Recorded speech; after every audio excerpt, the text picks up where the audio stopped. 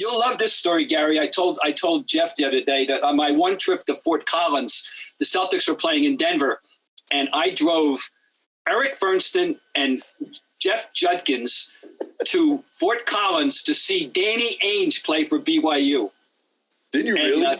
The Judkins was all excited because, you know, he was a member of the Church of Jesus Christ of Latter-day Saints, you formerly known as Mormons. And anyway, we saw Danny. I drove them to the gym, to Moby Gymnasium, right, at Fort Collins, and saw the games. That was my one trip to Fort Collins. We saw Ryan, Danny. You're unbelievable. And that brings us, that reminds me of how we're going to close the show. Weren't you the first member of the Boston media to see Larry Bird play? Yes, I told that.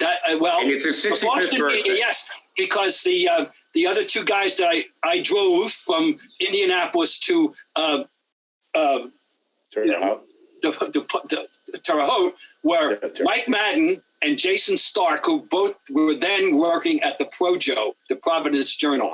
And the reason we were all in Indianapolis was that Michigan State was playing, Providence was playing Michigan State in an NCAA first round game on Saturday afternoon. And lo and behold, Larry Bird was playing in for Indiana State in an NIT home game against Illinois State on Friday night.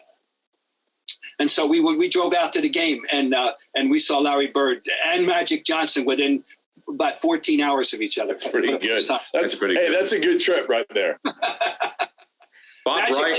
Magic shot 3 for 14 against Providence, but he had like 15 assists, you know. And well, Bob Ryan's a good trip, Jeff, as we all know.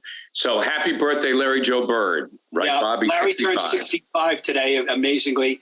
And all I can say is it was a rather great pleasure when here's the way I always put it, guys. When he joined the Celtics, I was 10 years into my career, all right, 10 years. And I said, it was as if I signed up for an art course because I liked the course, but I didn't know who the teacher was going to be. And the teacher walked in and it was Michelangelo.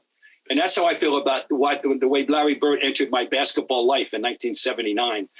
He embodied everything that to me was great and good about basketball in one package. And I wound up writing more words about Larry Bird than anybody that I've ever covered. And, you know, he was a cottage industry for me, quite frankly. And, you know, it don't have to go over how great he was, but just a lot of attention is being focused on the 85, 86 Celtics now.